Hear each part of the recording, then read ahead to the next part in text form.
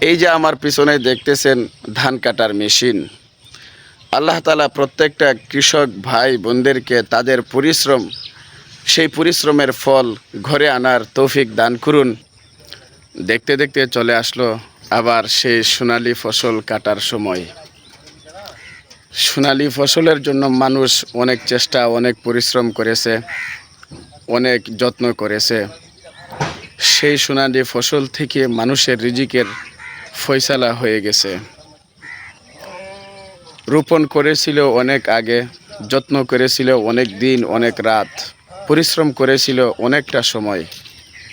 সেই পরিশ্রমের সময়গুলা কাটতে কাটতে চলে আসলো সেই ধান কাটার সময়। ধান পেকে গেল আর ধান কাটার মেশিন যন্ত্রপাতিও চলে আসলো হাওরের পাশে। মানুষের কি সুন্দর এবং ভালো আশা থাকে তাদের স্রষ্টার কাছে, তাদের আল্লাহর কাছে। সেই আশা ভরসা থেকে আল্লাহ কোনোদিন তার বান্দিকে ফিরায় না। কিছুদিন আগেই তো দেখলাম মানুষ শীতের মধ্যে কষ্ট করে রোপণ করেছিল। আজ সেই সোনালি ফসল ঘরে তোলার জন্যই মানুষ নিয়ে আসলো ইলেকট্রনিক যন্ত্রপাতি। সেই যন্ত্রপাতিগুলাই আমি আপনাদেরকে দেখাচ্ছি।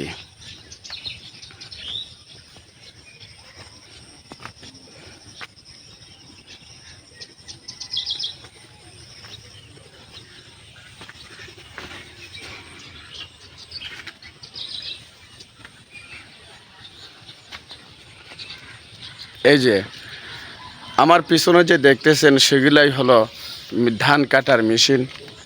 আর এই মেশিনের মাধ্যমেই ধান কাটবে। মানুষ কতই না আনন্দ করতেছে, আমি দেখতেছি, আমি অনুভব করতেছি। আপনারাও আপনাদের গ্রামে গঞ্জে শহরে আপনাদের পাশে দেখবেন মানুষ এরকমই আনন্দের মধ্যে আছে। আনন্দ শুধু একটাই, যে তাদের পরিশ্রমের ফল তারা ঘরে আনবে। এই যে যন্ত্রপাতিগুলা, এটার মাধ্যমেই মানুষ ধানগুলা কাটবে এবং তাদের ঘরে আনার ব্যবস্থা করবে।